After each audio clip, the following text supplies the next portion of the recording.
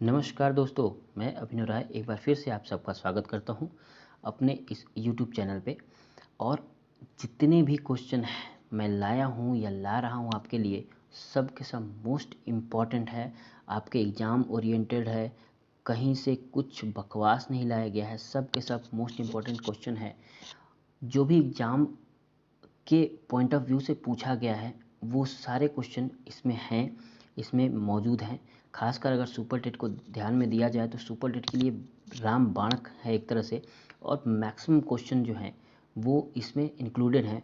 तो इसमें आपके लिए मैंने 100 क्वेश्चन अरेंज किया है और 100 के 100 क्वेश्चन आप स्टैंडर्ड में हैं। अगर एक बार देखें इसको तो सभी क्वेश्चन स्टैंडर्ड में हैं। तो अगर आप सिर्फ इतना पढ़ के जाते हो तो हिस्ट्री के अच्छा खासा क्वेश्चन जो है वो आप करके आओगे। ओके, अब मैंने जितने सेगमेंट बनाए हैं उस सब सेगमेंट पॉइंट बाय पॉइंट एक एक जगह से है कि कहाँ कहाँ से कैसे क्वेश्चन आते हैं। सब के सब अगर आप पढ़ के जाते हैं सारे जितने भी मैंने अभी 5 से 6 दिन में बनाए हैं और लगातार मैं आपके लिए लेके आ रहा हूँ, और सभी के सभी बहुत इंपॉर्टेंट है। आप देख के जाओ, हिस्ट्री का मैक्सिमम क्वेश्चन करके आएंगे आप सब। और चाहे वो 50 नंबर को जो अनिवार्य सब्जेक्ट के तौर पे अनिवार्य सोशल स्टडी के रूप में है, या जो मेन सब्जेक्ट की 100 नंबर के में है, वो अगर आप देख के जाते हो तो मैक्सिमम क्वेश्चन करने की गारंटी देते हैं। मैक्सिमम क्वेश्चन जो है वो इसी पैटर्न से आएगा, क्योंकि बिल्कुल सिलेबस के अकॉर्डिंग पढ़ाया गया है। सिलेबस जैसा सिलेबस है उसी के अकॉर्डिंग क्वेश्चंस बनाए गए हैं। तो कहीं से भी इधर उधर नहीं है, सिर्फ सिलेबस जो चाहता है उसी के अकॉर्डिंग है। तो मैक्सिमम क्वेश्चन जो है वो इससे बनेंगे ही बनेंगे। तो बस आपका काम ये है कि आप इसमें लगे रहें, आप एक बार इसे देखें और देखने के बाद एक बार कमेंट करके ज़रूर बताएं कि कैसा लगा आपको, क्योंकि ये एक मोटिवेशन का काम करता है हम लोग के लिए। इतने मेहनत करके इतने क्वेश्चंस ढूंढना, इसको टाइप करना और बनाना लिखना, उसके बाद एक बहुत मेहनत का काम होता है। तो आपको बस क्या करना है, लाइक करना है और वीडियो को पूरा देखना है। अगर अच्छा लगे तो कमेंट ज़रूर करके बताइएगा कि काफ़ी अच्छा है। ओके, तो आइए हम लोग स्टार्ट करते हैं। क्वेश्चन फर्स्ट क्वेश्चन है, आनंद मठ के लेखक कौन है? आनंद मठ के लेखक कौन है? रविन्द्रनाथ टैगोर, बंकिम चंद्र चटर्जी, सरोजिनी नायडू या अरविंद घोष? तो ये हैं बंकिम चंद्र चटर्जी। आनंद मठ के लेखक कौन है? बंकिम चंद्र चटर्जी। और याद रखिए हमारा जो नेशनल सॉन्ग है वो यहीं से लिया गया है। जो हमारा नेशनल सॉन्ग है यानी वंदे मातरम जो है वो यहीं से लिया गया है। वंदे मातरम याद रखिएगा, वंदे मातरम कहाँ से लिया गया है? आनंद मठ से लिया गया है। ओके, और किसने लिखा है आनंद मठ? बंकिम चंद्र चटर्जी ने। ओके, नेक्स्ट है, भूदान आंदोलन किसने प्रारंभ किया? भूदान आंदोलन किसने प्रारंभ किया? महात्मा गांधी ने, जयप्रकाश नारायण ने, विनोबा भावे ने या राम मनोहर लोहिया ने? तो याद रखिए भूदान आंदोलन स्टार्ट किए थे हमारे विनोबा भावे ने। किसने स्टार्ट किए थे? विनोबा भावे ने। ओके, नेक्स्ट है, लाइफ डिवाइन पुस्तक के लेखक कौन है? लाइफ डिवाइन पुस्तक के लेखक कौन है? महात्मा गांधी, रविन्द्रनाथ टैगोर, राधा कृष्णन या अरविंद घोष? तो लाइफ डिवाइन पुस्तक के लेखक हैं Aurobindo Ghosh. Okay, life divine पुस्तक के लेखक कौन है? अरविंद घोष। नेक्स्ट क्वेश्चन है, बंगाल की एशियाटिक सोसाइटी 1784 में स्थापित की गई, इसके प्रवर्तक थे कौन थे? Warren Hastings, sir William Jones, James Mackintosh या जेम्स प्रिशप? तो कौन थे बंगाल की एशियाटिक सोसाइटी 1784 में जो स्थापित किया उसके प्रवर्तक? तो याद रखिए वो थे सर विलियम जोन्स। कौन थे? Sir William Jones. Okay, next question है, भारत का संविधान सभा किसके अनुसार गठित की गई? भारत की संविधान सभा किसके अनुसार गठित की गई? साइमन आयोग का प्रस्ताव, कैबिनेट मिशन योजना, माउंटबेटन योजना या क्रिप्स मिशन? तो भारत की संविधान सभा किसके अनुसार या किसके अनुशंसा पे बनाई गई? तो याद रखिए ये माउंटबेटन योजना तो हो नहीं सकता, क्रिप्स मिशन प्रस्ताव भी नहीं हो सकता, तो ये होगा कौन? और साइमन आयोग तो 28 में आई थी तो वो भी नहीं हो सकता। तो कौन थे? कैबिनेट मिशन योजना। क्या था? कैबिनेट मिशन योजना इज राइट आंसर। नेक्स्ट है, प्रथम भारतीय नोबेल पुरस्कार विजेता थे। प्रथम भारतीय नोबेल पुरस्कार विजेता कौन थे? सीवी रमन थे, रविन्द्रनाथ टैगोर थे, हरगोविंद खुराना थे, अमर्त्य सेन थे? कौन थे? तो याद रखिए बहुत सिंपल क्वेश्चन है और कई बार आया हुआ क्वेश्चन है, वो है रविन्द्रनाथ टैगोर। कौन थे? Rabindranath Tagore. Okay, next question है, हमारा राष्ट्रगीत वंदे मातरम कहाँ से संकलित है? अभी अभी पहला क्वेश्चन ही यही था। तो कहाँ से संकलित है हमारा वंदे मातरम? ये है आनंद मठ से, जो बंकिम चंद्र चटर्जी द्वारा लिखित पुस्तक है आनंद मठ, उसी से ये लिया गया है। ओके, नेक्स्ट क्वेश्चन 8 नंबर है, भारत का राष्ट्रीय पंचांग किस संवत पर आधारित है? भारत का राष्ट्रीय पंचांग किस संवत पर आधारित है? विक्रम संवत पर, कली संवत पर, शक संवत पर, या इनमें से कोई नहीं? तो किस पे भारतीय राष्ट्रीय पंचांग सम्मिलित है? वो है शक संवत पे। किस संवत पे है? शक संवत पे है। ओके, नेक्स्ट क्वेश्चन है, दिल्ली में केंद्रीय सचिवालय के उत्तरी और दक्षिणी खंडों का वास्तुविद कौन थे? दिल्ली में केंद्रीय सचिवालय के उत्तरी और दक्षिणी खंडों का वास्तुविद कौन थे? Edward Lutyens, Antoine Raymond, Robert Tor Russell या हर्बर्ट पिकर्स? तो कौन है? याद रखिए, तो दिल्ली में जो सचिवालय बनवाए हैं वो उसका जो सबसे इम्पोर्टेंट रोल है वो है एडवर्ड लुटियंस का, और लगभग जितने भी भवन हैं वहाँ पे इन्हीं की कार्य कमलों से बनाया गया है, यानी एडवर्ड लुटियंस के ही जो बनावट है उन्हीं के अनुसार ये बनाया गया है। ओके, नेक्स्ट है, निम्नलिखित में से कौन सी कृति रविन्द्रनाथ टैगोर की नहीं है? कौन सी कृति रविन्द्रनाथ टैगोर की नहीं है? चित्रा, कपाल कुंडला, द कोर्ट डांसर या चित्रांगदा? ठीक है, तो रविन्द्रनाथ टैगोर के दो तो बहुत फेमस बुक है, चित्रा और चित्रांगदा, तो ये दोनों तो हो नहीं सकता। तो एक है कपाल कुंडला और दूसरा है द कोर्ट डांसर। इनमें से कौन है कि कवि जो रविन्द्रनाथ टैगोर की नहीं है? तो याद रखिए ये है कपाल कुंडला, जो रविन्द्रनाथ टैगोर की नहीं है। ओके, नेक्स्ट क्वेश्चन है, भारत की शासन व्यवस्था में पहली बार प्रतिनिधि एवं लोकप्रिय तत्वों को समाविष्ट करने का प्रयास किस माध्यम से किया गया था? यानी शासन व्यवस्था में पहली बार प्रतिनिधित्व एवं लोकप्रिय तत्वों को समाविष्ट करने का प्रयास किस माध्यम से किया गया था? 1861 का भारत परिषद अधिनियम, 1892 का भारतीय परिषद अधिनियम, 1909 का भारतीय परिषद अधिनियम या 1919 का भारत सरकार अधिनियम? तो किसके तहत इसको लोकप्रिय बनाया गया था? तो वो था 1892 का भारत परिषद अधिनियम। ओके, क्या था? 1892 का भारत परिषद अधिनियम। ओके, नेक्स्ट क्वेश्चन है, किस गवर्नर के कार्यकाल के दौरान 1921 ईस्वी में कलकत्ता में विक्टोरिया मेमोरियल हॉल का निर्माण कार्य पूरा हुआ? किस गवर्नर के कार्यकाल के दौरान 1921 ईस्वी में कलकत्ता में विक्टोरिया मेमोरियल हॉल का निर्माण कार्य पूरा हुआ? वो कौन थे? एल्गिन, कर्जन, मिंटो या रीडिंग? तो कौन थे जो कलकत्ता विक्टोरिया मेमोरियल हॉल का निर्माण कार्य पूरा करवाया? वो थे रीडिंग। कौन थे? Lord reading. Okay, next question है, नई दिल्ली शहर के रूपांकन में कौन शामिल था? नई दिल्ली शहर के रूपांकन में कौन शामिल था? एडवर्ड लुटियंस एवं एडवर्ड बेकर, एफ.एस. ग्राउसेम एग्गिक, आर.सी. चिसोल्स और एच. इरविन, या टी. विटेट या स्विनफॉल जैबक? तो याद रखिए, नई दिल्ली शहर का अगर रूपांकन किया जाए, जो नई दिल्ली को दिल्ली बना दिया, तो सबसे ज़्यादा जो इम्पोर्टेंट रोल है वो है एडवर्ड लुटियंस और एडवर्ड बेकर। ओके, किसका है? एडवर्ड लुटियंस और एडवर्ड बेकर का। ओके, दिल्ली के जितनी भवनें हैं उन पे जो दारोमदार है बनने का, वो इन्हीं का है। ओके, नेक्स्ट है, किसने 1898 ईस्वी में बनारस में सेंट्रल हिंदू कॉलेज स्थापित किया था, जो बाद में बनारस हिंदू विश्वविद्यालय का केंद्र बन गया? ओके, तो शुरुआत में सेंट्रल हिंदू कॉलेज स्थापित किया, जो आज भी चल रहा है CHS के नाम से, तो आज और बाद में बनारस हिंदू विश्वविद्यालय का केंद्र बन जाएगा, वो कौन होगा? तो किसने किया था? मदन मोहन मालवीय ने, लॉर्ड डफरिन ने, एनी बेसेंट ने या ईश्वर चंद्र विद्यासागर ने? तो किसने किया? ये याद रखिए, ये एनी बेसेंट ने किया है बनारस सेंट्रल हिंदू कॉलेज की स्थापना। Okay, Banaras central Hindu college की स्थापना का श्रेय जाता है एनी बेसेंट को, और Banaras Hindu university, okay, Banaras Hindu university का श्रेय जाता है मदन मोहन मालवीय को। ओके, यानी BHU का। तो नेक्स्ट क्वेश्चन है, भारत के राष्ट्रीय ध्वज का डिजाइन किसने तैयार किया था? भारत के राष्ट्रीय ध्वज का डिजाइन किसने तैयार किया था? एनी बेसेंट ने, सरोजिनी नायडू ने, विजयलक्ष्मी पंडित ने या पिंगली वेंकैया ने? तो भारत के राष्ट्रीय ध्वज का डिजाइन किसने तैयार किया था? एनी बेसेंट, सरोजिनी नायडू, विजयलक्ष्मी पंडित या पिंगली वेंकैया? तो याद रखिए, जो राष्ट्रीय ध्वज का डिजाइन तैयार किया था वो किए थे पिंगली वेंकैया। वो कौन किया था? पिंगली वेंकैया। ओके, नेक्स्ट क्वेश्चन है, देवदास उपन्यास के रचनाकार हैं? देवदास उपन्यास के रचनाकार प्रेमचंद, शरतचंद्र चट्टोपाध्याय, मैथिली शरण गुप्त या फणीश्वरनाथ रेणु? तो सिंपल सा क्वेश्चन है, ये देवदास के उपन्यास के लेखक कौन हैं? शरतचंद्र चट्टोपाध्याय। ओके, कौन है? शरत चंद्र चट्टोपाध्याय। नेक्स्ट है चित्रा उपन्यास किसके द्वारा लिखा गया है? अभी हम लोग बात किए हैं इससे पहले चित्रा उपन्यास किसने लिखा है, तो याद रखिए शरत चंद्र चटर्जी ने लिखा है ये बुक। किसने? शरत चंद्र चटर्जी ने ये बुक लिखा है। ओके,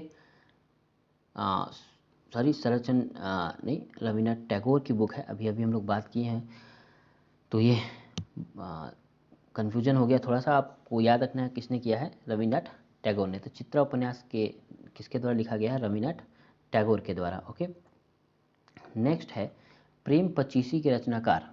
प्रेम पचीसी के रचनाकार कौन है? प्रेमचंद, फणीश्वरनाथ रेणु, जयशंकर प्रसाद या महादेवी वर्मा। तो ये प्रेम पचीसी के रचनाकार हैं प्रेमचंद। प्रेम पचीसी के रचनाकार कौन है? प्रेमचंद। नेक्स्ट है क्षुधित पाषाण हंगरी स्टोन के रचयिता कौन है? जयशंकर प्रसाद, शरत चंद्र चटर्जी, रविन्द्रनाथ टैगोर या प्रेमचंद। तो क्षुधित पाषाण के लेखक हैं रविन्द्रनाथ टैगोर। कौन है? रविन्द्रनाथ टैगोर हैं। ओके, हंगरी स्टोन के रचयिता, क्षुधित पाषाण के रचयिता कौन है? रविन्द्रनाथ टैगोर हैं। विश्व इतिहास की झलक है ना, ग्लिम्प्स ऑफ वर्ल्ड हिस्ट्री के रचयिता कौन है? जवाहरलाल नेहरू, महात्मा गांधी, लियो टॉलस्टॉय या इनमें से कोई नहीं। तो याद रखिए विश्व इतिहास की झलक के लेखक हैं जवाहरलाल नेहरू। विश्व इतिहास की झलक के रचयिता कौन है? जवाहरलाल नेहरू, जिसमें डिस्कवरी ऑफ इंडिया के बारे में भी उन्होंने वर्णन किया है। ओके, नेक्स्ट है 21 दिसंबर 1911 में पहली बार जनगण मन कहीं पर गाई गई। ठीक है, कहाँ पे गाई गई? यानी 27 दिसंबर 1911 में पहली बार जनगण मन गाया गया। मुंबई में, लखनऊ में, कोलकाता में या साबरमती में। याद रखिए इसी के लिए कई बार रविन्द्रनाथ टैगोर को गलत ठहराया जाता है कि उन्होंने जनगण मन जो लिखा था वो महारानी के लिए लिखा था, बाद में हम लोगों ने अपना लिया, तो लोग कहते हैं। खैर, तो जो 27 दिसंबर 1911 में पहली बार जनगण मन गाया गया वो गाया गया कोलकाता में। कहाँ गाया गया? कोलकाता में, विक्टोरिया मेमोरियल में। ओके, तो जनगण मन गाया गया। रविन्द्रनाथ टैगोर का ये लिखा है जनगण मन। 1911 में ही अपनी राजधानी जो होगी कलकत्ता से दिल्ली स्थानांतरित होगी। नेक्स्ट क्वेश्चन है भारत में पहला समाचार पत्र किसने शुरू किया? दादा भाई नौरोजी, सैयद अहमद खां, रविन्द्रनाथ टैगोर या जेम्स हिकी। तो भारत में पहला समाचार पत्र किसने प्रस्तुत किया? तो याद रखिए जेम्स हिकी ने। जेम्स हिकी ने भारत में पहला समाचार पत्र शुरू करने का श्रेय इन्हीं को जाता है, जेम्स हिकी को। ओके, नेक्स्ट है द व्हील ऑफ हिस्ट्री नामक पुस्तक के लेखक कौन थे? द व्हील ऑफ हिस्ट्री नामक पुस्तक के लेखक कौन थे? राजेंद्र प्रसाद, राम मनोहर लोहिया, मंसूर आलम, मोहम्मद अली जिन्ना। तो कौन थे द व्हील ऑफ हिस्ट्री के लेखक? वो थे राम मनोहर लोहिया। कौन थे? राम मनोहर लोहिया। ओके, नेक्स्ट है पोस्ट ऑफिस के लेखक कौन है? पोस्ट ऑफिस के लेखक कौन है? बहुत बढ़िया ये कहानी है। पोस्ट ऑफिस के लेखक कौन है? रविन्द्रनाथ टैगोर, मुल्कराज आनंद, शरत चंद्र चटर्जी या विष्णु शर्मा। तो ये कौन है? रविन्द्रनाथ टैगोर हैं, मुल्कराज आनंद है, शरत चंद्र चटर्जी है या विष्णु शर्मा है। तो याद देखिए पोस्ट ऑफिस के लेखक है रविन्द्रनाथ टैगोर। कौन लेखक हैं? Rabindranath Tagore. Okay, next question है निम्न में से किसे इस्पात का चौखटा की संज्ञा दी गई है? स्टील फ्रेम का नाम दिया गया है किसको? भारतीय नागरिक सेवा ICS को, भारतीय राष्ट्रीय कांग्रेस को, स्वराज पार्टी को या इनमें से कोई नहीं। तो 25 का सही जवाब है भारतीय नागरिक सेवा ICS को। किसको दिया गया? ICS को। ठीक है, ICS को स्टील फ्रेम का यानी इस्पात का चौखटा कहा गया है। नेक्स्ट है आसान सा क्वेश्चन है गोदान किसकी रचना है? गोदान प्रेमचंद की रचना है। ओके, गोदान प्रेमचंद की रचना है। आसान सा क्वेश्चन था ये। भारत भारती के रचनाकार कौन है? भारत भारती के रचनाकार कौन है? महादेवी वर्मा, रामधारी सिंह दिनकर, सूर्यकांत त्रिपाठी निराला या मैथिली शरण गुप्त। तो कौन है भारत भारती की रचना? वो है मैथिली शरण गुप्त। कौन है? मैथिली शरण गुप्त। सैंडलर आयोग का संबंध किससे है? सैंडलर आयोग का संबंध किससे है? न्याय से, राजस्व प्रशासन से, पुलिस प्रशासन से या शिक्षा प्रशासन से? तो किससे है? शिक्षा से है, न्याय से है, किससे है? सैंडलर आयोग बहुत इंपॉर्टेंट है और आने के चांसेस इसलिए ज़्यादा हैं क्योंकि शिक्षा से संबंधित है, इसलिए आने के चांसेस भी बढ़ जाते हैं। तो सैंडलर आयोग का संबंध किससे है? शिक्षा से। किससे है? शिक्षा से। ओके, नेक्स्ट क्वेश्चन देख लेते हैं हम लोग। नेक्स्ट है, ब्रिटिश ने भारत में प्रांतीय स्वायत्तता प्रोविजनल ऑटोनॉमी कब से लागू कर दिया? ब्रिटिश ने भारत में प्रांतीय स्वायत्तता कब से लागू कर दिया? मार्ले मिंटो रिफॉर्म्स एक्ट 1909 से, इंडियन काउंसिल एक्ट 1892 से, मॉन्टेग्यू चेम्स रिफॉर्म एक्ट 1990 से, या भारत सरकार अधिनियम 1935 से। तो भारत में प्रांतीय स्वायत्तता जो प्रोविजनल ऑटोनॉमी है कब से लागू किया गया?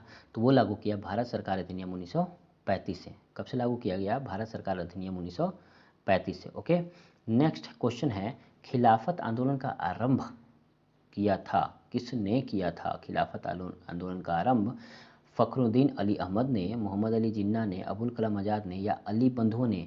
तो याद रखिए, खिलाफत आंदोलन को इंडिया में लाने का श्रेय जाता है अली बंधुओं को। किसको जाता है? अली बंधुओं को। शौकत अली, मोहम्मद अली, है ना? किसने किया? शौकत अली, मोहम्मद अली। नेक्स्ट है, भारत में सिविल सेवाओं का सूत्रपात किसने किया? भारत में सिविल सेवाओं का सूत्रपात किसने किया? लॉर्ड डलहौजी ने, लॉर्ड कर्जन ने, लॉर्ड वेलेस्ली ने, या लॉर्ड कॉर्नवालिस ने? तो याद देखिए, सिविल सेवा का जो सूत्रपात किया वो किया लॉर्ड कॉर्नवालिस। किसने किया? लॉर्ड कॉर्नवालिस ने किया।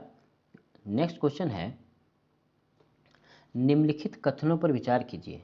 इंग्लैंड की रानी 1858 में भारत की महारानी घोषित हुई। राजा जॉर्ज फिफ्थ तथा रानी मैरी ने 1911 ईस्वी में दिल्ली दरबार रखा। इन कथनों में से कौन सा सही है और कौन सा गलत है? तो क्या राजा जॉर्ज फिफ्थ और रानी मैरी 1911 के दिल्ली दरबार में कदम रखी थी? तो याद रखिए, रानी मैरी और रानी जो राजा जॉर्ज है वो तो आए थे, रानी मैरी नहीं आई थी, उनकी जगह पे एलिजाबेथ आई थी। ठीक है, तो ये दूसरा एक मिनट, राजा जॉर्ज और रानी मैरी तो इंडिया आए थे, यानी इंग्लैंड की रानी 1858 में भारत की महारानी घोषित हुई, ये नहीं था। ओके, तो एक्चुअली में सही क्या है 32 का? तो 32 का केवल बी सही है, केवल बी सही है कि राजा और रानी की शादी के समय में दिल्ली दरबार लगाया गया था, और वही यहाँ पे जब आई थी तो दिल्ली के दरबार के साथ इनको रखा गया था। तो केवल दो सही है। इंग्लैंड की रानी 1858 में भारत की महारानी घोषित होंगी, ऐसा कुछ भी नहीं कहा गया था। बस इंग्लैंड सरकार एंट्री की थी और शासन एंट्री जो ब्रिटिश के हाथ में था, इनके हाथ में फॉलो अप होना था। ओके, तो ये है। नेक्स्ट है, अमृता बाजार पत्रिका की स्थापना किया किसने किया? गिरीश चंद्र घोष ने, हरीश चंद्र मुखर्जी ने, एस.एन. बनर्जी ने, या शिशिर कुमार घोष ने? तो किसने किया अमृता बाजार पत्रिका? तो अमृता बाजार पत्रिका की स्थापना शिशिर कुमार घोष ने किया। किसने किया? शिशिर कुमार घोष ने किया अमृता बाजार पत्रिका की स्थापना। नेक्स्ट है, निम्न अखबारों में कौन सा मुख्यतः उदारवादियों की नीतियों का प्रचारक था? निम्न अखबारों में कौन सा मुख्यतः उदारवादी की नीतियों का प्रचारक था? New India, leader, young India, या फ्री प्रेस जर्नल? ओके, तो निम्न अखबारों में कौन सा मुख्यतः उदारवादियों की नीति का प्रचारक था? तो कौन होगा? याद देखिए, कौन होंगे? लीडर। कौन होगा पत्र? लीडर। ओके, नेक्स्ट, झंडा गीत किसने लिखा? झंडा गीत किसने लिखा? रविन्द्रनाथ टैगोर ने, बंकिम चंद्र चटर्जी ने, मैथिली शरण गुप्त ने, या श्यामलाल प्रसाद गुप्त सारस्वत ने? तो झंडा गीत किसने लिखा है? श्यामलाल गुप्त सारस्वत। ठीक है, श्यामलाल गुप्त सारस्वत ने झंडा गीत लिखा है। ओके, नेक्स्ट क्वेश्चन है, नागरिक सेवा सिविल सर्विसेज के लिए प्रतियोगी परीक्षा प्रणाली की सिद्धांततः स्वीकार किया गया। कब किया गया? 1833 में, 1853 में, 1858 में, या 1882 में? कब किया गया सिविल सेवाओं की प्रतियोगिता परीक्षा प्रणाली को लागू या स्वीकार कर लिया गया? वो किया गया 1853 में। कब किया गया? 1853 में। ओके, नेक्स्ट क्वेश्चन है, किस अधिनियम के तहत लॉर्ड कॉर्नवालिस को अपनी काउंसिल के फैसलों को रद्द करने का अधिकार मिला था? ठीक है, किस अधिनियम के तहत लॉर्ड कॉर्नवालिस को और अधिकार दे दिया गया था? रेगुलेटिंग एक्ट 1773, 1776 का एक्ट, 1793 का चार्टर एक्ट, या 1813 का चार्टर एक्ट? तो किसके द्वारा दिया गया? या देखिए, ये दिया गया 1786 के एक्ट के द्वारा। 1786 के एक्ट के द्वारा ओके, लॉर्ड कॉर्नवालिस को ये अधिकार सौंपा गया। नेक्स्ट है, उपन्यास दुर्गेश नंदिनी के लेखक हैं। उपन्यास दुर्गेश नंदिनी के लेखक कौन है? रविन्द्रनाथ टैगोर, तारकनाथ गंगोपाध्याय, स्वर्ण कुमारी, या बंकिम चंद्र चटर्जी? तो दुर्गेश नंदिनी की पुस्तक का नाम या लेखक कौन है? बंकिम चंद्र चटर्जी। कौन है? बंकिम चंद्र चटर्जी दुर्गेश नंदिनी पुस्तक के लेखक हैं बंकिम चंद्र चटर्जी। ओके, नेक्स्ट, भारतीय राजनीति में 1947 के बाद किस महिला ने सर्वाधिक योगदान दिया? अरुणा आसफ अली, कमला रानी सिंह, तारकेश्वर सिन्हा, राबड़ी देवी। तो भारतीय राजनीति 1947 के बाद किस महिला ने सर्वाधिक योगदान दिया? तो याद रखिए वो थी अरुणा आसफ अली। कौन थी? अरुणा आसफ अली। बहुत काम किया। ओके, तो अरुणा आसिफ अली ने स्वतंत्रता के बाद भी बहुत काम किए हैं। नेक्स्ट है, वंदे मातरम गीत लिखा था, बड़ा सिंपल सा क्वेश्चन है, वंदे मातरम गीत लिखा था किसने? बंकिम चंद्र चटर्जी ने। किसने लिखा है? बंकिम चंद्र चटर्जी ने। तो इंपॉर्टेंट क्वेश्चन है। नेक्स्ट, 1878 का वर्नाकुलर प्रेस एक्ट किसने रद्द कर दिया? 1878 का वर्नाकुलर प्रेस एक्ट किसने रद्द कर दिया? लॉर्ड रिपन ने, लॉर्ड लिटन ने, लॉर्ड कर्जन ने या लॉर्ड मिंटो ने? तो याद रखिए किसने किया? ये किया लॉर्ड रिपन ने। किसने किया? लॉर्ड रिपन ने वर्नाकुलर प्रेस एक्ट को रद्द कर दिया कि ऐसा अब नहीं होगा। ओके, तो किसने किया? लॉर्ड रिपन ने कर दिया। नेक्स्ट है, अमेरिका में फ्री हिंदुस्तान अखबार किसने शुरू किया? अमेरिका में फ्री हिंदुस्तान अखबार किसने शुरू किया था? रामनाथ पुरी, जीडी कुमार, लाला हरदयाल या तारकनाथ दास? तो किसने किया फ्री हिंदुस्तान अखबार शुरुआत अमेरिका में? वो थे तारकनाथ दास। ओके, लाला हरदयाल गदर पार्टी के संस्थापक होंगे। ओके, और यहाँ पे फ्री हिंदुस्तान जो पत्रिका है वो किसको फ्री कर दिया? तारकनाथ दास ने। नेक्स्ट क्वेश्चन है, इंडिया अनरेस्ट के लेखक कौन है? इंडिया अनरेस्ट के लेखक कौन है? दादा भाई नौरोजी, एनी बेसेंट, लाला लाजपत राय या वैलेंटाइन सिरॉल? ओके, तो कौन है इंडिया अनरेस्ट के पुस्तक के लेखक? ये है वैलेंटाइन सिरॉल। कौन है? वैलेंटाइन सिरॉल। ओके, नेक्स्ट क्वेश्चन है, स्वदेश वाहिनी के संपादक थे, स्वदेश वाहिनी के संपादक थे सीबी रामन पिल्ले, सीएन मुदालियर, के रामकृष्ण पिल्ले या सीआर रेड्डी? ओके, तो ये कौन है? ये है के रामकृष्ण पिल्लई। ठीक है, कौन है? के रामकृष्ण पिल्लई स्वदेश वाहिनी के संपादक रहे हैं ये। नेक्स्ट 45, निम्नलिखित में से किस भाषा में द इंडियन ओपिनियन पत्र नहीं छापा जाता था? ठीक है, यानी इंडियन ओपिनियन पत्र कई भाषाओं में छापे गए हैं, तो किस में नहीं छापा गया? वो अंग्रेजी, गुजराती, तमिल, उर्दू, किस में नहीं छापा गया? तो याद रखिए ये तमिल में नहीं छापा गया था, बाकी सब में छापा गया था। ओके, तो किस में नहीं छापा गया था? तमिल भाषा में, और बाकी सभी भाषाओं में ये इसका रूपांतरण किया गया। ओके, नेक्स्ट क्वेश्चन है, हंटर कमीशन की रिपोर्ट में किसके विकास पर विशेष जोर दिया गया था? बालिका शिक्षा, उच्च शिक्षा, प्राथमिक शिक्षा या तकनीकी शिक्षा पे? तो हंटर कमीशन की रिपोर्ट में क्या कहा गया था? इसके भी जो चांसेस हैं वो काफ़ी बन जाते हैं क्योंकि क्वेश्चन रिलेटेड होते हैं शिक्षा से।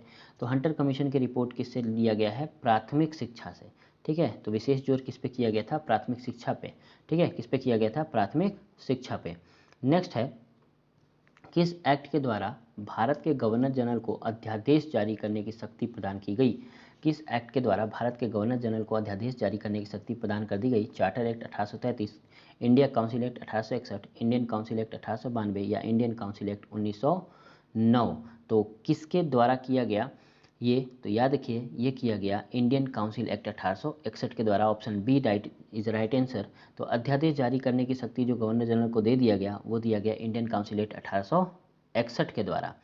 नेक्स्ट क्वेश्चन है, निम्न में से किसने सर्वप्रथम प्रेस सेंसरशिप लागू की थी? निम्न में से किसने सर्वप्रथम प्रेस सेंसरशिप लागू की थी? वेलेस्ली, हेस्टिंग्स, जॉन एडम्स या डलहौजी? तो किसने किया ये चीज़ सर्वप्रथम सेंसरशिप लागू? तो वो थे वेलेस्ली। कौन थे? वेलेस्ली जो थे वो सर्वप्रथम प्रेस सेंसरशिप लागू किए।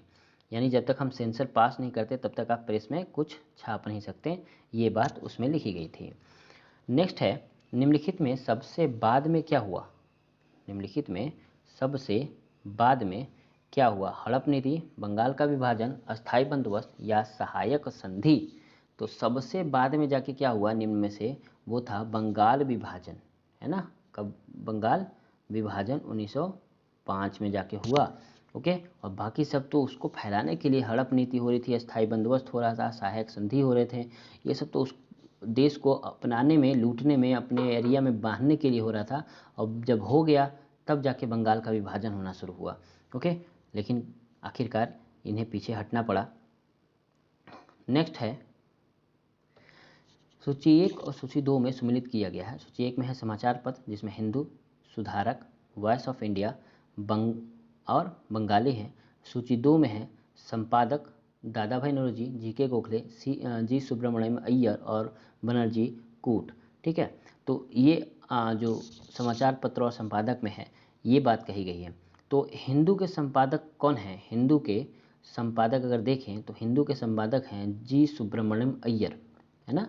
तो हिंदू के संपादक यानी जो ए है उसके संपादक कौन होंगे? जी सुब्रमण्यम अय्यर। ओके, और दूसरा जो सबसे फेमस है सुधारक, अगर हम सुधारक की देख लें बी ऑप्शन की, तो सुधारक किसने लिखा है? ये लिखे हैं जी के गोखले ने, यानी बी का क्या होगा? 2।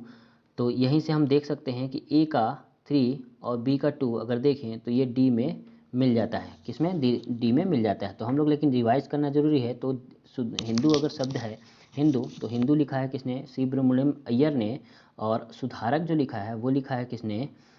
जी के गोखले ने। और वॉइस ऑफ इंडिया की अगर बात करें तो वॉइस ऑफ इंडिया लिखा है दादा भाई नौरोजी ने। वॉइस ऑफ इंडिया किसने लिखा है? दादा भाई नौरोजी ने। और अगर बंगाली की बात करें तो ये लिखा है एस.एन. बनर्जी ने। किसने लिखा है? एस.एन. बनर्जी ने। तो एक बार रिवाइज भी होना जरूरी है। तो काफ़ी अच्छे क्वेश्चन है, और संपादक और जो समाचार पत्र है इससे तो रिलेटेड क्वेश्चन आ ही जाते हैं। तो फिर से एक बार हम लोग देख लेते हैं। हिंदू जो पत्रिका है, समाचार पत्र है, उसको लिखने वाले कौन है? हिंदू को जी सुब्रमण्यम अय्यर। सुधारक शब्द को लिखा है किसने? जी के गोखले ने, या सुधारक समाचार पत्र जी के गोखले ने। वॉइस ऑफ इंडिया यानी वॉइस ऑफ इंडिया के जो समाचार पत्र के लेखक हैं वो हैं दादा भाई नौरोजी। और लास्ट बंगाली यानी बंगाली समाचार पत्र जो लिखा है वो है एस.एन. बनर्जी कूट के अनुसार। तो रियल जो राइट आंसर है वो कौन सा है? डी। ओके, नेक्स्ट देख लेते हैं हम लोग 51।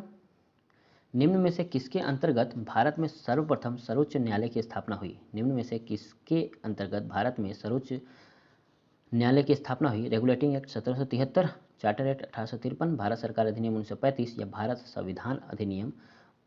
ओके, भारतीय संविधान यानी किसके द्वारा हुआ? तो ये हुआ रेगुलेटिंग एक्ट 1973। बहुत इंपॉर्टेंट क्वेश्चन है, सर्वोच्च न्यायालय की स्थापना किसके द्वारा हुई? तो याद देखिए रेगुलेटिंग एक्ट 1773 में सर्वप्रथम सर्वोच्च न्यायालय की स्थापना की बात कही गई है। नेक्स्ट क्वेश्चन है पत्रकार के कर्तव्य का निर्वहन करते हुए जेल जाने वाला प्रथम भारतीय थे। कौन थे पत्रकार का कर्तव्य निर्वहन करते हुए? बाल गंगाधर तिलक, दादा भाई नौरोजी, मोतीलाल घोष या सुरेंद्रनाथ बनर्जी। तो याद देखिए सबसे पहले पत्रकार के तौर पर जेल जाने वाले जो शख्स थे वो हैं बाल गंगाधर तिलक। कौन थे? बाल गंगाधर तिलक। नेक्स्ट क्वेश्चन है मैडम भिखाजी कामा से संबंधित निम्नलिखित कथनों पर विचार कीजिए। किसके अंतर है? मैडम भिखाजी कामा पे। मैडम कामा ने वर्ष 1907 में पेरिस में आयोजित अंतर्राष्ट्रीय सोशलिस्ट सम्मेलन में राष्ट्रीय ध्वज फहराया। दूसरा है मैडम कामा दादा भाई नौरोजी के निजी सचिव रहीं। तीसरा है मैडम कामा के माता पिता पारसी थे। उपयुक्त कथनों में से कौन सा सही है? ओके, ये बात बताना है। ओके, तो कौन सा सही है? तो सबसे पहला जो ऑप्शन है मैडम कामा ने वर्ष 1907 में पेरिस में आयोजित अंतर्राष्ट्रीय सोशलिस्ट सम्मेलन में राष्ट्रीय ध्वज फहराया, ये गलत है। ओके, तो ये इन्होंने ये काम नहीं किया था। बाकी के ये दोनों काम जो मैडम कामा दादा भाई नौरोजी के निजी सचिव रही हैं तो ये भी सही है, और दूसरा मैडम कामा के माता पिता पारसी थे, ये भी बात सही है। तो ऑप्शन कौन सा सही है? ऑप्शन बी सही है, यानी 2 और 3। ठीक है, आंसर 2 और 3 सही है, बी ऑप्शन सही है। नेक्स्ट क्वेश्चन है स्वतंत्र भारत का अंतिम गवर्नर जनरल कौन था? स्वतंत्र भारत का अंतिम गवर्नर जनरल कौन था? सी राजगोपालाचारी, राजेंद्र प्रसाद, लॉर्ड माउंटबेटन या ओके, तो कौन थे स्वतंत्र भारत के अंतिम गवर्नर जनरल? तो याद रखिए अंतिम गवर्नर जनरल कौन थे? सी राजगोपालाचारी। यानी जो स्वतंत्र भारत का अंतिम गवर्नर जनरल है वो सी राजगोपालाचारी थे, और इसी वक्त यहाँ से पदवी समाप्त कर दी गई थी। यानी जो स्वतंत्र भारत के प्रथम गवर्नर जनरल अगर बात करें तो वो माउंटबेटन थे, अंतिम गवर्नर जनरल बात करें तो सी राजगोपालाचारी थे, और स्वतंत्र भारत के प्रथम भारतीय गवर्नर जनरल अगर बात करें तो कौन थे? सी राजगोपालाचारी ही थे। यानी इनके बाद ये पद ही समाप्त कर दी गई थी। ओके, नेक्स्ट गोदान और गबन दोनों एक ही लेखक की रचनाएं हैं, उनका नाम क्या है? कौन है गबन और गोदान लिखने वाले? तो नॉर्मल सा क्वेश्चन है, अगर थोड़ा सा ध्यान दे तो जान जाएंगे कि इस गबन और गोदान के लेखक कौन हैं। काफ़ी फेमस बुक है ये, और ये लेखक है मुंशी प्रेमचंद। ठीक है, किसने लिखा है ये चीज़? गबन और गोदान, मुंशी प्रेमचंद। ओके, बनारस हिंदू विश्वविद्यालय बीएचयू के संस्थापक कौन है? तो ये भी आसान सा क्वेश्चन, अभी हम लोग एक इससे पहले वाले में रिवाइज भी कर चुके थे। सेंट्रल हिंदू स्कूल की स्थापना जो एनी बेसेंट की थी, और बनारस हिंदू विश्वविद्यालय की स्थापना मदन मोहन मालवीय ने किया है। ओके, तो बीएचयू की स्थापना जो है मदन मोहन मालवीय ने किया। नेक्स्ट है guilty man of India's partition पुस्तक किसने लिखा है? ओके, तो guilty man of India's partition की पुस्तक जवाहरलाल नेहरू, डॉक्टर राम मनोहर लोहिया, अबुल कलाम आज़ाद या सरोजिनी नायडू? तो किसने लिखा है guilty man of Indian partition? के लेखक हैं राम मनोहर लोहिया। कौन है? डॉक्टर राम मनोहर लोहिया। नेक्स्ट है, इनमें से कौन भारत में मुसलमानों की उच्च शिक्षा के लिए पथ प्रदर्शक बने? ठीक है, मुसलमानों की उच्च शिक्षा के लिए पथ प्रदर्शक बने। अमीर अली, बदरुद्दीन तैयबजी, सैयद अली खां या सर सैयद अहमद खां? ओके, तो कौन है भारतीय मुसलमानों की उच्च शिक्षा के लिए पथ प्रदर्शक? तो ये हैं सर सैयद अहमद खां। ठीक है, सर सैयद अहमद खां, जो कि मुस्लिम यूनिवर्सिटी अलीगढ़ स्थापित करेंगे। ओके, तो सर सैयद अहमद खां। नेक्स्ट है, निम्नलिखित विद्रोहों में से किसको बंकिम चंद्र चटर्जी ने अपने उपन्यास आनंद मठ में उल्लेखित कर प्रसिद्ध किया है? ओके, तो किसमें किया है? भील विद्रोह, रंगपुर या दीनापुर विद्रोह, विष्णुपुर या वीरभूम विद्रोह या सन्यासी विद्रोह? तो आंसर कौन सा है सबसे ज़्यादा इंपॉर्टेंट? वो है सन्यासी विद्रोह। आनंद मठ में इन्होंने सन्यासी विद्रोह के बारे में समझाया भी है, और सन्यासियों द्वारा ही वंदे मातरम जो गीत है वो गाया गया था। तो किसमें लिखाया गया है? आनंद मठ के अंदर सन्यासी विद्रोह में। तो सबसे पहला विद्रोह अगर देखें तो किसने किया? सन्यासियों ने। Lecture from Colombo to Almora निम्नलिखित में से किस एक के अनुभव पर आधारित है? Lecture from Colombo to Almora निम्नलिखित में से किस एक के अनुभव पर आधारित है? वीर सावरकर, एनी बेसेंट, रामकृष्ण परमहंस या स्वामी विवेकानंद? तो किसके अनुभव पर आधारित है? याद देखिए, ये आधारित है स्वामी विवेकानंद के अनुभव पे। Lecture from Colombo to Almora, तो किसके अनुभव हैं ये? स्वामी विवेकानंद के। नेक्स्ट क्वेश्चन, मॉन्टेग्यू चेम्सफोर्ड की रिपोर्ट का आधार क्या था? मॉन्टेग्यू चेम्सफोर्ड रिपोर्ट का आधार क्या था? भारतीय परिषद अधिनियम 1909, भारत सरकार अधिनियम 1919, भारत सरकार अधिनियम 1935, भारतीय स्वतंत्रता अधिनियम 1947? तो आधार क्या था इसका? तो ये आधार था भारत सरकार अधिनियम 1919, भारतीय सरकार अधिनियम 1919, जिसे मॉन्टेग्यू चेम्सफोर्ड रिफॉर्म के नाम से भी जाना जाता है।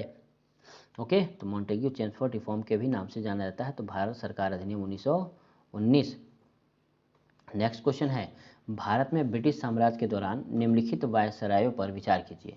Lord Curzon, lord Chelmsford, lord Hardinge, lord Irwin. उपयुक्त में पदावधियों का सही कालानुक्रम बताइए। तो सही कालानुक्रम क्या है? तो lord Curzon, lord Chelmsford, lord Hardinge, lord Irwin, इनमें से कौन पहले और कौन बाद में आए? तो याद देखिए, सबसे पहले इनमें आए थे लॉर्ड कर्जन। सबसे पहले कौन आए थे? Lord Curzon. उसके बाद आए थे लॉर्ड हार्डिंग, है ना। उसके बाद कौन आए थे? Lord Hardinge. और लॉर्ड हार्डिंग के बाद कौन आए थे? वो आए थे चेम्सफोर्ड 1919 में। कौन आए थे? चेम्सफोर्ड। ठीक, और लास्ट में आए लॉर्ड इरविन। कौन आए? Lord Irwin. तो राइट आंसर क्या है? 1324, यानी ऑप्शन ए 1324। ठीक, यानी सबसे पहले लॉर्ड कर्जन आए, उसके बाद लॉर्ड हार्डिंग आए, लॉर्ड हार्डिंग के बाद लॉर्ड चेम्सफोर्ड आए, और उसके बाद लॉर्ड इरविन आए। ओके, तो इंपॉर्टेंट क्वेश्चन थे ये। इसी तरह से क्वेश्चन बनते हैं वहाँ पे। नेक्स्ट क्वेश्चन है, कथन ए, 1916 में मौलाना मोहम्मद अली तथा अबुल कलाम आज़ाद ने विधान परिषद से त्यागपत्र दे दिया था, और कारण यह है कि विधान परिषद के सभी भारतीय सदस्यों के विरोध के बावजूद सरकार ने रॉलेट एक्ट को पारित कर दिया। ओके, तो क्या किया? तो याद रखिए, दोनों ने त्यागपत्र नहीं दिया था। कमेंट बहुत किए थे, उनके विरोध बहुत किए थे, लेकिन त्यागपत्र नहीं दिया था। तो याद रखिए क्या है? विधान परिषद के सभी भारतीय सदस्यों के विरोध बावजूद सरकार ने रॉलेट एक्ट को पारित कर दिया था। सॉरी, रॉलेट एक्ट तो पारित ही नहीं हो पाई थी, रॉलेट एक्ट को तो विरोध में दबा दिया गया था। ए ऑप्शन सही है, आर जो है वो गलत है। तो ए, एक मिनट, ये बात सही है, इन्होंने रिपोर्ट त्यागपत्र नहीं दिया था, बल्कि सरकार रॉलेट एक्ट को पारित कर दी थी। ये राइट आंसर है। तो डी आंसर क्या है, राइट है। डी आंसर राइट है, क्योंकि त्यागपत्र उन्होंने नहीं दिया था, सही है, त्यागपत्र नहीं दिया था और रॉलेट एक्ट को पारित कर दिया गया था, जिसके ज़बरदस्ती सबको जेल में डाला जा रहा था। ओके, तो ये है वाकई में क्या है कि त्यागपत्र नहीं दिए थे, लेकिन ज़बरदस्ती गवर्नमेंट ने उसे पास कर दिया था। 1854 का वुड विज्ञप्ति में अभिव्यक्ति शिक्षा का लक्ष्य था। 1854 की वुड विज्ञप्ति यानी वुड डिस्पैच में अभिव्यक्ति शिक्षा का लक्ष्य क्या था? देसी भारतीयों के लिए रोजगार के अवसर उत्पन्न करना, भारत में पाश्चात्य संस्कृति का विस्तार करना, अंग्रेजी भाषा के माध्यम से प्रयोग कर लोगों में साक्षरता को बढ़ाना, परंपरागत भारतीय शिक्षा में वैज्ञानिक अनुसंधान तथा तर्क बहुबुद्धि का प्रवेश करवाना। तो कौन है सबसे इम्पोर्टेंट? तो याद रखिए, भारत में पाश्चात्य संस्कृति का विस्तार करना जो है वो सबसे ज़्यादा वुड डिस्पैच के बारे में कहता है। यानी वुड डिस्पैच सबसे ज़्यादा जो शिक्षा का लक्ष्य रखा वो यही लिखा कि भारत में पाश्चात्य संस्कृति का विस्तार किया जाए, ज़्यादा से ज़्यादा विस्तृत हो पाश्चात्य संस्कृति, उनकी अपनी संस्कृति। तो रिलेटेड है सुपर टेट, क्वेश्चन बनने के चांसेस भी बनते हैं वैसे। 1942 में क्रिप्स मिशन का महत्वपूर्ण पहलू क्या था? भारत के किसी भी कोटि की स्वायत्त देने की शर्त थी कि सभी भारतीय राज्यों को भारत संघ में शामिल होना होगा। दूसरा है, द्वितीय विश्व युद्ध के तुरंत पश्चात भारतीय संघ की स्थापना करना, उसे डोमिनियन स्टेट प्रदान करना, डोमिनियन प्रदान करना। ये वाकई में यही ऑप्शन राइट आंसर है, यानी बी ऑप्शन क्या है, राइट है। यानी द्वितीय विश्व युद्ध के तुरंत बाद, यानी द्वितीय विश्व युद्ध खत्म हुआ कब? 1945 में ख़त्म होगा और 1942 में ये बता रहे हैं क्रिप्स मिशन, ताकि लोग जो हैं इंडियन जो है वो इनकी हेल्प करें लड़ाई के दौरान। तो इसीलिए पहले ही बता दिए कि जब हम देश आज़ाद करेंगे उसके बाद जब हम लड़ाई ख़त्म होगी तब हम आपके देश को आज़ाद कर देंगे। तो ये वाली बात थी। तो द्वितीय विश्व युद्ध के तुरंत पश्चात भारत संघ की स्थापना करना और उसे डोमिनियन प्रदान करना, ये लक्ष्य रख दिया था अंग्रेज़ों ने। ओके, नेक्स्ट क्वेश्चन है, 1935 के भारत अधिनियम इंडिया एक्ट द्वारा प्रस्तावित फेडरल यूनियन में राजसी प्रांतों को शामिल करने के पीछे अंग्रेजों की असली मंशा क्या थी? ओके, असली मंशा क्या थी? राजसी प्रांतों पर और अधिक व प्रत्यक्ष राजनीतिक व प्रशासनिक नियंत्रण रखना, उपनिवेश के प्रशासन में राजाओं को सक्रिय रूप में शामिल करना, अंग्रेजों द्वारा समस्त राजसी प्रांतों के संपूर्ण राजनीतिक व प्रशासनिक अभिग्रहण को अंततः प्रभावित करना, और चौथा है, राष्ट्रवादी नेताओं के साम्राज्यवाद विरोधी सिद्धांतों को व्यर्थ करने के लिए राजाओं का इस्तेमाल करना। तो यही आंसर जो ऑप्शन है वो सही है। ओके, डी ऑप्शन सही है, क्योंकि इसीलिए करना चाहते थे कि साम्राज्यवादी नीति अपनाएं और उनको आपस में लड़वाएं और अपना फ़ायदा कमाएं। ये अंग्रेज चाहते थे और बखूबी इनका इस्तेमाल किया भी।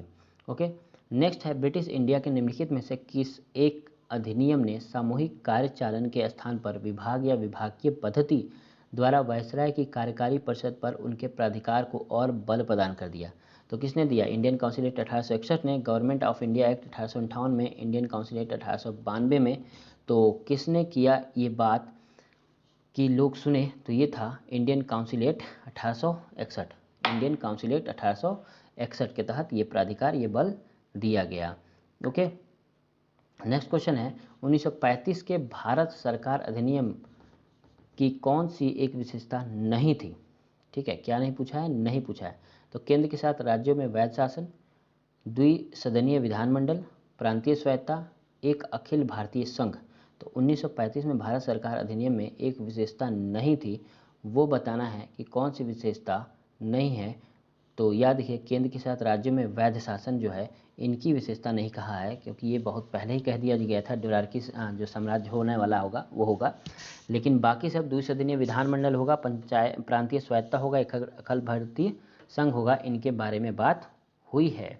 ओके, नेक्स्ट क्वेश्चन है 69 कि भारत में ब्रिटेन के सभी संवैधानिक प्रयोगों में सबसे कम समय तक चला, है ना, सबसे कम समय कौन चला? 1861 का इंडियन काउंसिल एक्ट, 1892 का इंडियन काउंसिल एक्ट, 1909 का इंडियन काउंसिल एक्ट, या 1919 का गवर्नमेंट ऑफ इंडिया एक्ट।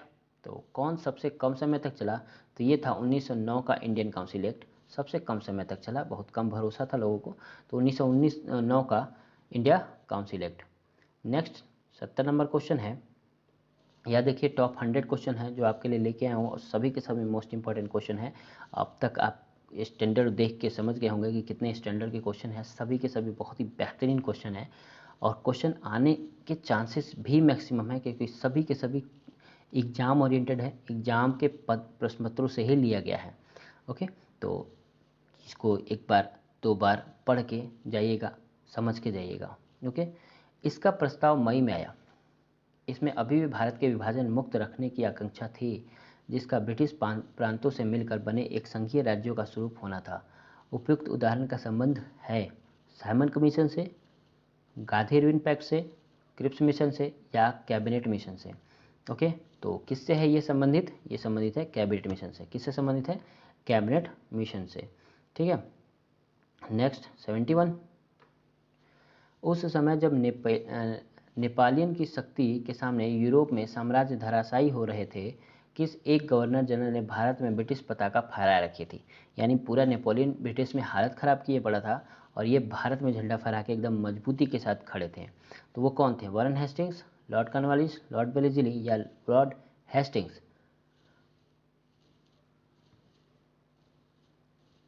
तो वो कौन थे? ये थे लॉर्ड हेस्टिंग। कौन थे? Lord Hasting. Okay, next question है, कांग्रेस के निम्नलिखित नेताओं में से कौन एक कैबिनेट मिशन योजना के पक्ष में पूरी तरह से थे? यानी कांग्रेस के निम्नलिखित नेता थे जिन्होंने कैबिनेट मिशन योजना के पक्ष में पूरी तरह से थे, यानी मानते थे कि ये हो जाना चाहिए। वो कौन थे? अबुल कलाम आज़ाद, जवाहरलाल नेहरू, सरदार पटेल या महात्मा गांधी? तो कौन थे ये बात कि कैबिनेट मिशन योजना को पूरी तरह मान रहे थे? तो वो थे सरदार पटेल। कौन थे? Sardar Patel. Okay, next question है, भारतीय स्वदेशी आंदोलन के दौरान लिखा गया गीत अमार सुनार बांग्ला ने बांग्लादेश के एक स्वतंत्र संग्राम में प्रोत्साहन किया और उसे बांग्लादेश के राष्ट्रगान के रूप में अपनाया। यह गीत किसने लिखा है? तो बड़ा सिंपल सा क्वेश्चन है, अमार सुनार बांग्ला किसने लिखा है? तो ये लिखा है रविन्द्रनाथ टैगोर ने। किसने लिखा है? रविन्द्रनाथ टैगोर ने। ओके, तो ये बांग्लादेश की क्या है? राष्ट्रीय गीत है और नेशनल सॉन्ग जो नेशनल एंथम है वो बांग्लादेश की और इंडिया की दोनों ही ने क्या किसने लिखा है? रविन्द्रनाथ टैगोर ने। नेक्स्ट है लॉर्ड मैकाले संबंधित है, ये भी बड़ी इंपॉर्टेंट क्वेश्चन है। लॉर्ड मैकाले संबंधित है किससे? सेना के सुधार से, सती प्रथा की समाप्ति से, अंग्रेजी शिक्षा से या अस्थायी बंदोबस्त थे? तो किससे हैं लॉर्ड मैकाले? तो याद रखिए अंग्रेजी शिक्षा से लॉर्ड मैकाले हैं। पहला लॉ मिनिस्टर अगर कहा जाए, अंग्रेजों द्वारा भेजा गया था, तो वो थे लॉर्ड मैकाले। वो कौन थे? Lord Macaulay. पहला न्याय व्यवस्था जो भेजा गया उनमें से एक लॉर्ड मैकाले थे। और किस पे ध्यान दिया? अंग्रेजी शिक्षा पे, कि शिक्षा को बदलाव करना जरूरी है और अंग्रेजी शिक्षा को इम्पोर्टेंस देना है। नेक्स्ट है, निम्नलिखित में से किसने सुबह आज़ादी नामक कविता लिखी? सुबह आज़ादी नामक कविता किसने लिखी? साहिर लुधियानवी, फैज़ अहमद फैज़, अबुल कलाम आज़ाद, मोहम्मद इकबाल?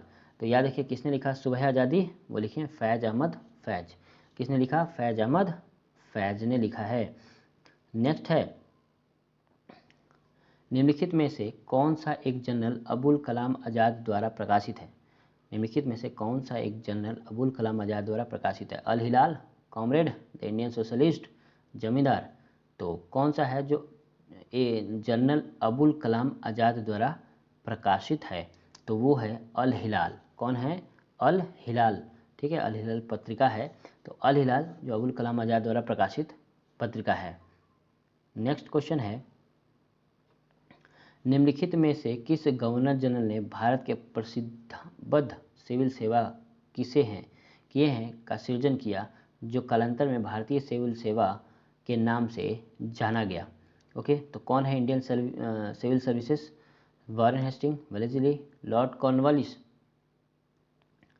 ओके, तो कौन है? याद रखिए ये हैं लॉर्ड कॉर्नवालिस। याद रखिए इससे पहले भी हम लोग एक क्वेश्चन कर चुके थे, सिविल सेवा लाने का श्रेय किसको जाता है?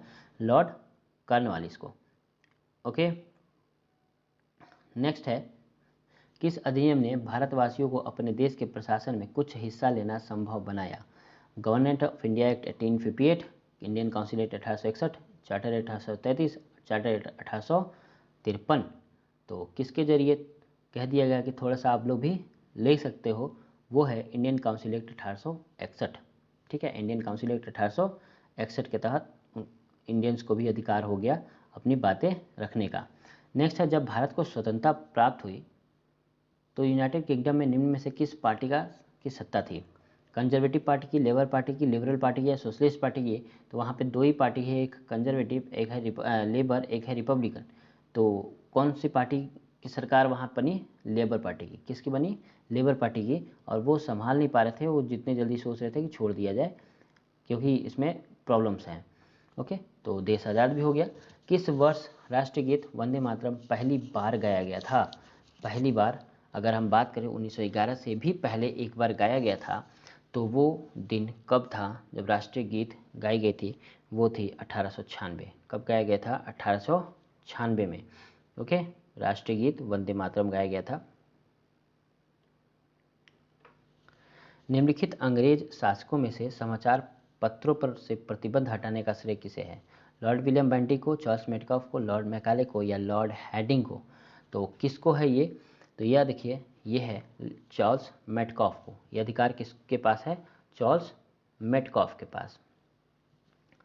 नेक्स्ट क्वेश्चन देख लेते हैं हम लोग। बम्बई, मद्रास और कलकत्ता उच्च न्यायालय की स्थापना कब हुई? बम्बई, मद्रास और कलकत्ता में उच्च न्यायालय की स्थापना कब हुई? 1851 में, 1861 में, 1871 में या 1881 में? तो कब हुई बम्बई, मद्रास और कलकत्ता में उच्च न्यायालय की स्थापना? बताइए। तो ये हुआ 1861 में। कब हुआ? 1861 में। 82 का B option is a right answer. Ilbert bill विवाद किससे संबंधित था? भारतीय द्वारा हथियार लेकर चलने पर कुछ प्रतिबंधों को लागू किया जाना, भारतीय भाषाओं में प्रकाशित होने वाले समाचार पत्रों और पत्रिकाओं पर प्रतिबंध लागू किया जाना, यूरोप के लोगों के सामने मामलों में सुनवाई करने के लिए भारतीय न्यायाधीशों पर लगाई गई अयोग्यता को हटाना।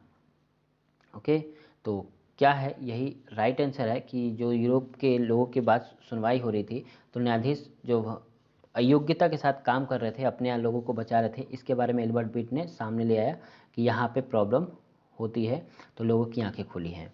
ओके, नेक्स्ट है, the man who divided India पुस्तक के लेखक कौन है? ओके, तो हु डिवाइडेड पुस्तक के लेखक कौन है? मौलाना अबुल कलाम आज़ाद, डॉक्टर राजेंद्र प्रसाद, हाफिज जकारिया या जेरी कॉलिंस और टोकेनियर लेपियर? तो ये हैं रफ़ीक जकारिया। ओके, कौन है? रफ़ीक जकारिया। नेक्स्ट क्वेश्चन है,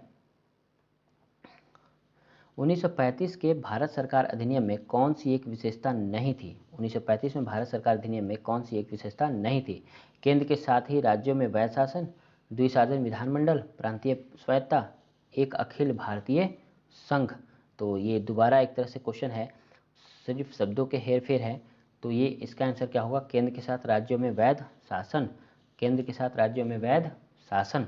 ओके, नेक्स्ट क्वेश्चन, भारत में ब्रिटेन के सभी संवैधानिक प्रयोगों में सबसे कम समय तक चला, कौन सा चला? 1861 का इंडियन काउंसिल एक्ट, 1892 का इंडियन काउंसिल एक्ट, 1909 का इंडियन काउंसिल एक्ट या 1919 का गवर्नमेंट ऑफ इंडिया एक्ट? तो कौन था? सही जवाब है क्या? 1909 का इंडियन काउंसिल एक्ट। 1909 का Indian council act, option C. Britain के प्रधानमंत्री सभी संवैधानिक प्रयोगों में सबसे कम समय तक चला था 1909 का इंडियन काउंसिल एक्ट। नेक्स्ट 87 है, भारत में प्रथम 3 विश्वविद्यालय कलकत्ता, मद्रास, बम्बई की स्थापना किस वर्ष में हुई थी? बड़ा सिंपल सा क्वेश्चन, अभी अभी हम लोग दोबारा एक बार देख रहे हैं। तो ये कब हुआ? 1857 में, 81 में, 85 में या 1905 में? तो ये ऑप्शन राइट कौन सा है? 1857 में। कब है? 1857 में, क्रांति होने से पहले ये घोषणा कर दी गई थी। ओके, नेक्स्ट है, आधुनिक भारत में हिंदू धर्म में पहला सुधार आंदोलन था। आधुनिक भारत में हिंदू धर्म में पहला सुधार आंदोलन क्या था? ब्रह्म समाज, Arya Samaj, theosophical society, Ramakrishna mission? तो सबसे पहला धर्म सुधार क्या था? ब्रह्म समाज। ठीक है, ब्रह्म समाज कब हुआ? 1828 में। ठीक है, 1828 में ब्रह्म समाज किसने किया? राजा राम मोहन राय। किसने किया? राजा राम मोहन राय। दूसरा है, ब्रह्म समाज का उद्देश्य क्या था? धर्म की बुराई पर प्रहार करना, एकेश्वरवाद का प्रचार करना, ए और बी दोनों यानी में से कोई नहीं। तो याद रखिए ब्रह्म समाज का उद्देश्य दोनों ही था, ए और बी दोनों था, यानी धर्म की बुराई भी करनी है और एकेश्वरवाद का प्रचार भी करना है। तो राजा राम मोहन राय एकेश्वरवाद के ही जनक कहे जाते हैं और जानते हैं एकेश्वरवाद की परंपरा को और वही अपनाने की कोशिश भी की है।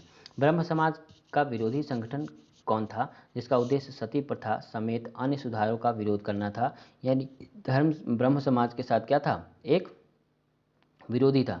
तो वो कौन था, धर्म सभा, तत्वबोधिनी सभा, आर्य समाज या प्रार्थना समाज। कौन था इसमें जो वो ब्रह्म समाज का विरोधी था, वो था धर्म सभा। कौन था, धर्म सभा। ओके, धर्म सभा इन ब्रह्म समाज का विरोधी था। तो नेक्स्ट है धर्म सभा के संस्थापक थे। तो धर्म सभा के संस्थापक कौन थे भाई, राधाकांत देव, देवेंद्रनाथ टैगोर, केशव चंद्र सेन या दयानंद सरस्वती। तो याद रखिए धर्म सभा के संस्थापक जो थे वो थे राधाकांत देव। कौन थे, राधाकांत देव। ओके, नेक्स्ट क्वेश्चन देख लेते हैं हम लोग 92 नंबर। वर्ष 1829 ईस्वी में सती प्रथा का उन्मूलन किसके द्वारा किया गया। वर्ष 1829 ईस्वी में सती प्रथा का उन्मूलन किसके द्वारा किया गया, लॉर्ड कर्जन के द्वारा, लॉर्ड वेलेस्ली के द्वारा, लॉर्ड लीटन के द्वारा या लॉर्ड विलियम बैंटिक के द्वारा। तो किसके अनुसार हुआ, तो यह देखिए सती प्रथा का उन्मूलन लॉर्ड विलियम बैंटिक के द्वारा हुआ है। लॉर्ड विलियम बैंटिक के द्वारा कानूनन अधिकार दे दिया गया कि सती प्रथा जो है वो गैर कानूनी है। ओके, और इसमें मदद जो मेहनत किया वो किया कौन, राजा राम मोहन राय। ओके, स्वामी विवेकानंद का मूल नाम क्या था, नरेंद्रनाथ दत्त, बटुकेश्वर दत्त, कृष्ण दत्त या सुरेंद्र दत्त। तो याद देखिए स्वामी विवेकानंद का मूल नाम था नरेंद्रनाथ दत्त। क्या नाम था, नरेंद्रनाथ दत्त। ओके, 94 नंबर है। मुख्यतः किसके प्रयास से सती प्रथा का उन्मूलन हुआ, मुख्यतः किसके प्रयास से सती प्रथा का उन्मूलन हुआ, ब्रिटिश के, राजा राम मोहन राय के, धर्म प्रचारक के या महर्षि कर्वे के। तो किसके प्रयास से सती प्रथा का उन्मूलन हुआ, बच्चा बच्चा जानता है, अगर थोड़ा भी आप पढ़ने में तेज हो तो आप जानते होंगे कि सती प्रथा का उन्मूलन किसने किया। तो याद देखिए राजा राम मोहन राय ने किया। किसने किया, राजा राम मोहन राय ने किया। ओके, नेक्स्ट है अलीगढ़ में स्थित मोहम्मदन एग्लो ओरिएंटल कॉलेज की स्थापना किसने की। ओके, सैयद अहमद खान ने, बदरुद्दीन तैयबजी ने, अब्दुल कलाम आज़ाद ने या मोहम्मद अली जिन्ना ने। तो किसने की, याद रखिए ये है सैयद अहमद खान। इससे पहले भी मैंने बता दिया था कि सैयद अहमद खान ने क्या किया, तो अभी वो क्वेश्चन ही बन के आ गया। मोहम्मदन एग्लो ओरिएंटल कॉलेज की स्थापना किसने की, सर सैयद अहमद खान ने। आर्य समाज किसके विरुद्ध है, ईश्वर के अस्तित्व के, धार्मिक अनुष्ठान व मूर्ति पूजा के, हिंदुत्व के या इस्लाम के। तो आर्य समाज किसके विरोधी है, धार्मिक अनुष्ठान व मूर्ति पूजा के। ठीक है, न धार्मिक अनुष्ठान होना चाहिए न मूर्ति पूजा होना चाहिए, वेदों को समझिए, वेदों की ओर लौटिए। तो ये कॉन्सेप्ट था आर्य समाज का। नेक्स्ट क्वेश्चन है युवा बंगाल आंदोलन, यंग बंगाल मूवमेंट के नेता कौन थे, राजा राम मोहन राय, देवेंद्रनाथ टैगोर, हेनरी विवियन डिरोजिया या डेविड हेयर। तो कौन है भाई युवा बंगाल आंदोलन के नेता, तो वो है हेनरी विवियन डेरोजिया। ठीक है, हेनरी विवियन डिरोजिया जो युवा बंगाल आंदोलन के नेता हैं। नेक्स्ट है 98 नंबर। 1873 ईस्वी में सत्य शोधक समाज की स्थापना की गई। 1873 में सत्य शोधक समाज की स्थापना की गई, किसने किया, राजा राम मोहन राय ने, श्री नारायण गुरु द्वारा, ज्योतिबा फुले द्वारा या ईश्वर चंद्र विद्यासागर के द्वारा। तो याद रखिए सत्य शोधक समाज की स्थापना करते हैं कौन, ज्योतिबा फुले। कौन करते हैं, ज्योतिबा फुले। याद रहेगा सत्य शोधक समाज की स्थापना किसने की है, ज्योतिबा फुले ने। ओके, नेक्स्ट क्वेश्चन है किस धर्म सुधारक की मृत्यु भारत के बाहर हुई थी। भारत के बाहर किसकी हुई थी, ज्योतिबा फुले के, राजा राम मोहन राय के, दयानंद सरस्वती के या रामकृष्ण मिशन के। तो याद रखिए इनको अंग्रेजों ने बाहर भेज दिया था महारानी एलिजाबेथ की सेवा में, या कुछ लिखवाना था तो उनको वहीं रखना पड़ा और वहीं इनकी मृत्यु हो गई। तो वो थे कौन, राजा राम मोहन राय। कौन थे, राजा राम मोहन राय। ओके, तो आज के सेगमेंट का सबसे लास्ट क्वेश्चन है सत्यार्थ प्रकाश पुस्तक के लेखक कौन है। सत्यार्थ प्रकाश पुस्तक के लेखक कौन है। याद देखिए आपके जितने भी आंसर आए होंगे, जितना आप लोग खुद से कोशिश किए होंगे, तो वो लास्ट में कमेंट में ज़रूर बताइए कि कितने क्वेश्चन के आंसर आपने किए हैं। तो लास्ट क्वेश्चन देख लेते हैं, सत्यार्थ प्रकाश पुस्तक के लेखक कौन है। रविन्द्रनाथ टैगोर हैं, दयानंद सरस्वती हैं, जयदेव हैं या कालिदास हैं। तो याद रखिए सत्यार्थ प्रकाश के लेखक जो हैं वो हैं दयानंद सरस्वती। कौन है, दयानंद सरस्वती। ओके, तो टॉप 100 क्वेश्चन जो मोस्ट इंपॉर्टेंट क्वेश्चन है वो मैंने आपको सेंड किया। आपका काम है कि आप कितना आया है आउट ऑफ, जो भी आया हो वो आप लिख के हमें कमेंट करके ज़रूर भेजेंगे। ओके, तो आज के लिए इतना ही। और हिस्ट्री के मोस्ट चैप्टर जो हैं वो मैंने पढ़ा दिए हैं। कैसा लगा आप ज़रूर बताइएगा, और इससे रिलेटेड क्वेश्चंस ज़रूर ही आने वाले हैं। तो आज के लिए इतना ही, धन्यवाद।